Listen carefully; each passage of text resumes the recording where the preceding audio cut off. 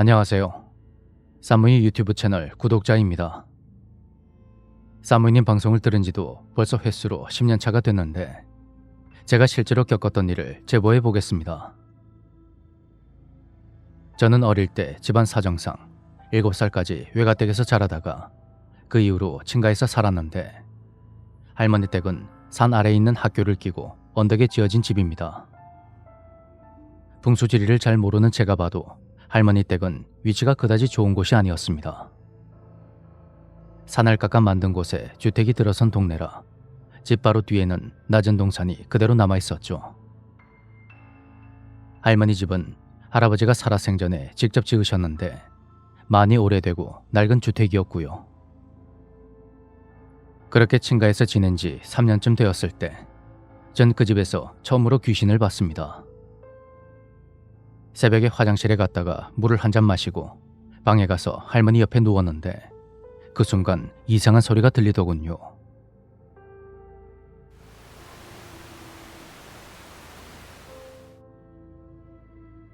고개를 들어 쳐다보니 전원이 꺼진 TV 화면에 달빛이 비쳐서 노이즈 현상처럼 치직거리는 소리가 들리는 겁니다. 그게 너무 이상해서 화면을 계속 쳐다보고 있는데 갑자기 그 상태 그대로 몸이 굳어버렸습니다. 그것이 가위 눌림이었다는 걸 나중에 커서 알게 되었죠. 처음 겪는 상황에 당황해서 그대로 있는데 그때 할머니 방에 있는 커다란 장롱과 천장 사이의 어두운 틈에서 새까만 형체가 꿈틀꿈틀거리는 게 보였습니다. 그리고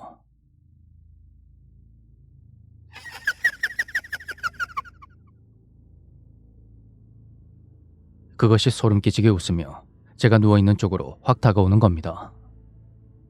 그 이후로는 기억이 나지 않습니다. 이것이 할머니 댁에 살면서 처음 봤던 귀신이고요.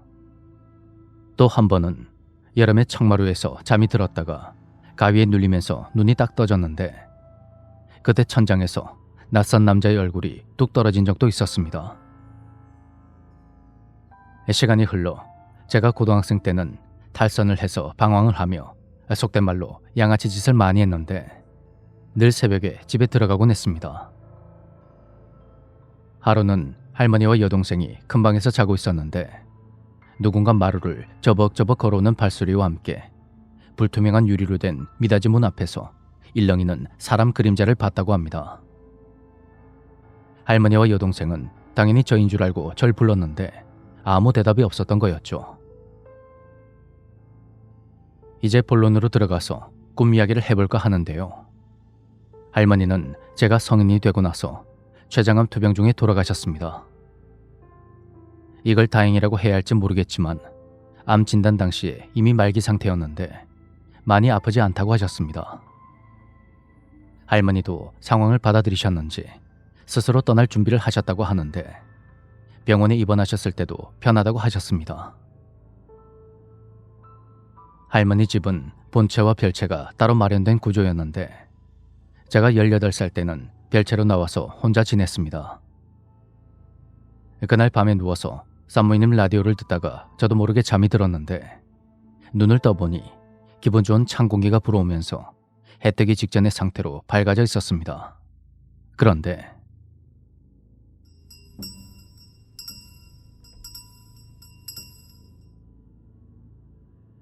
그렇게 밖에서 종소리가 울리는 겁니다. 대체 이게 무슨 소린가 하고 마당으로 나가보니 온통 검은 옷을 입은 사람들이 일렬로 서서는 아이고 아이고 하면서 울고 있었습니다. 맨 앞에 서 있던 남자는 액자를 들고 있었고 그 뒤로 따라 들어온 사람들 모두 울고 있더군요. 그걸 보고 너무 놀라서 대체 무슨 일이냐고 누구시냐고 물었지만 아무도 저에게 반응하지 않았고 그 자리에 멍하니 서서 지켜보고 있는데 맨 앞에 서 있던 남자 2명 중에 키가 큰 사람이 청마루 문을 드르륵 여는 겁니다. 그걸 보는데 순간 느낌이 너무 안 좋더군요. 그 무렵에 할머니가 연세가 많아서 몸이 약했는데 왠지 저 사람이 집 안으로 들어가면 안 좋은 일이 생길 것 같았습니다. 저는 냅다 달려서 마당을 가로질러 남자의 바지가랑이를 잡았습니다. 그러자 남자가 저한테 마구 소리를 지르는 겁니다. 지금 여기가 어디라고 왔어?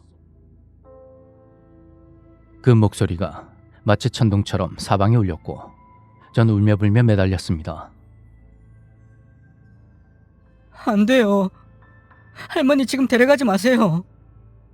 아직 할머니 호강도 못 시켜드렸는데 이대로는 안 돼요. 여긴 네가 올 곳이 아니야. 어서 돌아가. 제발요. 아직은 안 돼요. 제발 우리 할머니 딱 5년만 더 살게 해주세요. 제발요. 진짜 딱 5년만요. 그렇게 제가 한참을 때를 쓰며 울자 갑자기 시야가 까맣게 흐려지더니 눈이 확 떠졌습니다. 정신을 차려보니 익숙한 제 방 침대 위에 누워있었고 놀라서 맨발로 뛰쳐나가 할머니 방으로 들어갔죠. 할머니, 왜? 왜 그러는데? 할머니 죽지 마요. 얘가 아침 대바람부터 왜 이래? 무서운 꿈이라도 꿨니? 그러면서 할머니는 무슨 꿈이었냐고 계속 물어봤고 저는 끝까지 말을 안 하려다가 꿈 이야기를 털어놨습니다. 에휴, 그거 다 개꿈이다. 잊어버려라. 그렇게 말하는 할머니의 표정이 왠지 모르게 의미심장해 보였습니다. 그날 이후로 한동안 혹시 할머니에게 무슨 일이 생길까 너무 걱정이 되어서 할머니 옆에 꼭 붙어자곤 했었죠. 그리고 세월이 흘러 성인이 되면서 전 할머니 집을 나와 자취를 시작했고 가끔 할머니를 찾아뵙곤 했습니다. 그러다가 할머니가 돌아가시고 장례를 치르느라 3일 밤을 한숨도 못 잤는데 이상한 게 그때는 눈물이 안 나더군요. 소중한 사람과 영원히 이별하는 것이 처음이었고 아직 실감이 안 나서 어안이 벙벙했습니다. 그렇게 장례를 마무리하고 자취방으로 돌아와 씻고 혼자 술을 한잔 했는데 그제서야 눈물이 펑펑 쏟아졌습니다. 불과 며칠 전만 해도 눈을 마주보며 수다를 떨었던 내 고민을 유일하게 다 들어주던 할머니를 다시는 보지 못한다는 현실이 화가 나기도 했습니다. 한참을 울다가 문득 고등학생 때 꿨던 꿈이 생각났는데 날짜를 계산해 보니까 놀랍게도 그 꿈을 꾼 이후로 정확히 5년 뒤에 할머니가 돌아가셨더군요.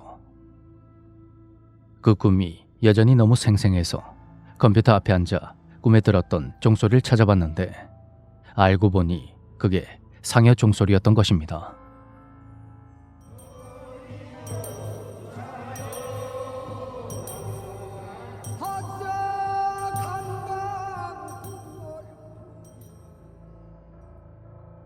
내가 그때 예지몽을 꿨다는 걸 뒤늦게 깨달았고 이럴 거면 5년 말고 조금 더 시간을 달라고 빌어볼 걸.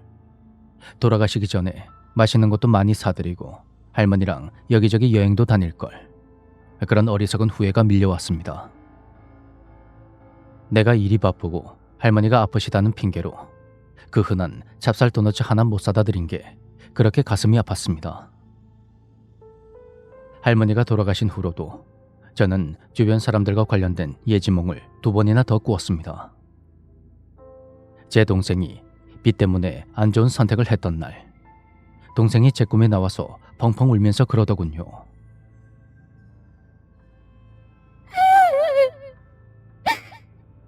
오빠, 갈 곳이 없어.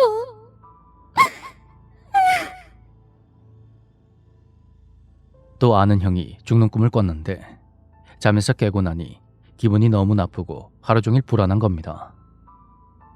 그래서 그 형한테 오늘 꿈자리가 안 좋으니까 조심하라고 연락을 해줬는데요.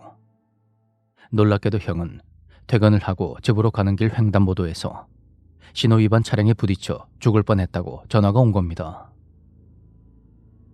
횡단보도에 서서 신호를 기다리다가 제가 해준 말이 생각나서 평소보다 더 유심히 좌우를 살폈는데 그때 왼쪽에서 차가 엄청난 속도로 달려와서 간발의 차로 피했다더군요. 제가 평소에 꿈을 워낙 자주 꾸다 보니 잠이 깨고 나서 기분이 안 좋고 찝찝하면 꼭 무슨 일이 터지더라고요. 그게 너무 불안해서 가끔은 아무런 꿈도 꾸지 않고 푹 잤으면 그런 생각도 해봅니다. 예지몽을 꾼다고 말하면 주변 사람들은 신기하게만 생각하는데 실제로 예지몽을 꾸는 저 같은 사람에겐 그것이 신기하지도 않고 불안하고 찝찝한 기분만 든답니다.